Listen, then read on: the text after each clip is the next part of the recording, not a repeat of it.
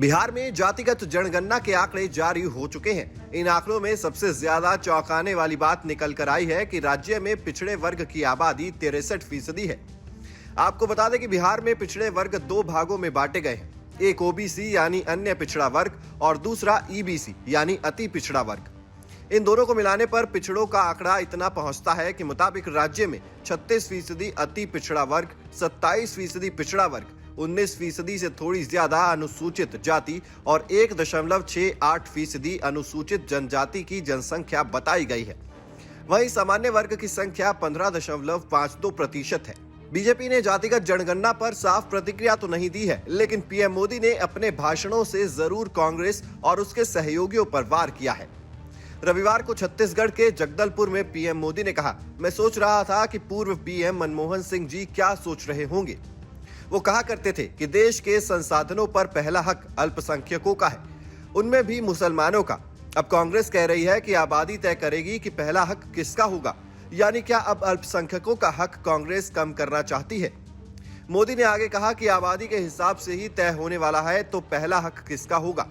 कांग्रेस वाले स्पष्ट करें कि आबादी के हिसाब से हक मिलेगा, तो क्या अल्पसंख्यकों को कांग्रेस हटाना चाहती है? तो सबसे बड़ी आबादी वाले हिंदू आगे बढ़कर अपने सारे हक ले ले क्या? मैं सोच रहा था कि पूर्व प्रधानमंत्री मनमोहन सिंह जी क्या सोच रहे होंगे।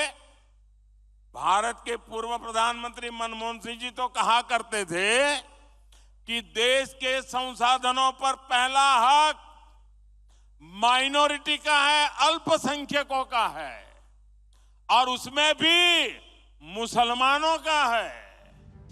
खैर, ये बात रही सियासी बयानों की। अब आपको बताते हैं कि आखिर जातिगत जनगणना से बिहार की जेडीयू, आरजेडी और कांग्रेस गठबंधन वाली सरकार कौन सा सियासी समीकरण साधना चाहती है। आपको बता दें कि बिहार में साल 1931 के बाद पहली बार जातीय जनगणना की गई है। इससे पहले हर 10 साल में होने वाली जनगणना में केवल एससी और एसटी वर्ग की आबादी का आंकड़ा ही जुटाया जाता रहा है, लेकिन राज्य में रहने वाली सभी जातियों की संख्या का कोई आधिकारिक आंकड़ा अभी तक सामने नहीं आया था। 1990 में मंडल कमीशन की सिफारिशें लागू होने के बाद से पिछड़ों की राजनीति करने वाले दलों ने हमेशा से ही इस बात की मांग की, जातिगत जनगणना होनी चाहिए, लेकिन हमेशा ये मामला ठंडे बस्ते में चला गया। इससे पहले भले ही जनगणना में एससी एसटी के सिवा किसी अन्य जाति का जिक्र नहीं होता था, लेकिन कई अन्य सरकारी सर्वेक्षणों में ओबीसी समेत अन्य सभी नॉन एससी, नॉन एसटी जातियों की आबादी का पता चलता रहा है।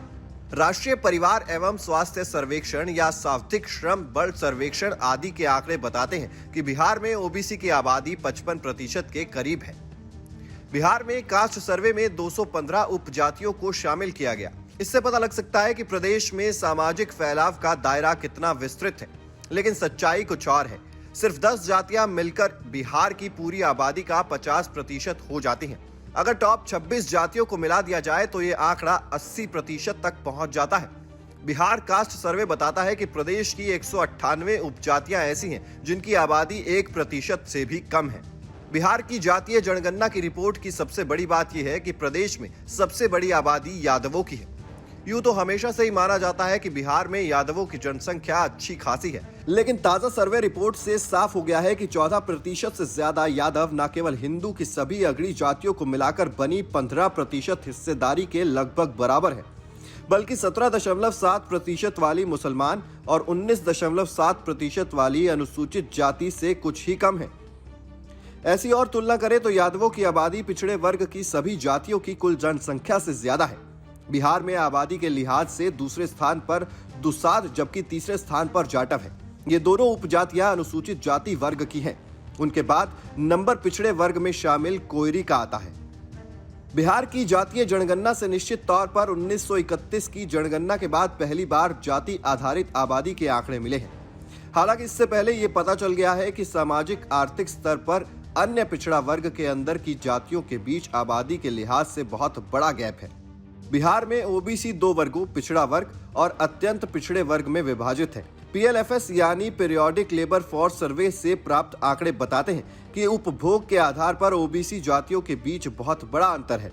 इसलिए अब जरूरी है कि ओबीसी की किन उपजातियों की आर्थिक हैसियत कैसी है, इसका पता चले। आखिर तभी तो सामाजिक न्याय का मूल मकसद पूरा हो सकेगा। Team news nation digital.